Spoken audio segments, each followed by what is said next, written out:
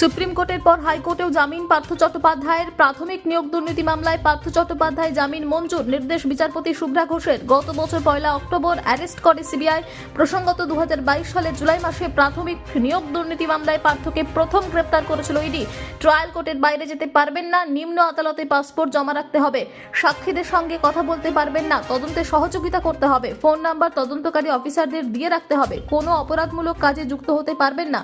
তবে কি এখনই জেল মুক্তি? প্রশ্ন উঠেছিল। সুপ্রিম কোর্টের পর হাইকোর্টেও জামিন পেলেন পার্থ চট্টোপাধ্যায়। তবে এখনই পার্থ চট্টোপাধ্যায় জেল থেকে মুক্তির পথে একটা বাধা থাকছে, কারণ গত 18 আগস্ট সুপ্রিম কোর্ট ইডি মামলায় পার্থ চট্টোপাধ্যায়ের জামিন মঞ্জুর করে জানিয়েছিলেন 1 মাসের মধ্যে চার্জ গঠন করতে হবে, 2 মাসের মধ্যে সাক্ষীদের বয়ান রেকর্ড করতে হবে।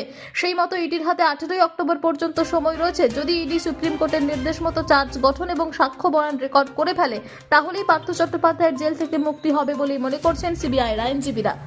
Bureau report, Tarapith TV.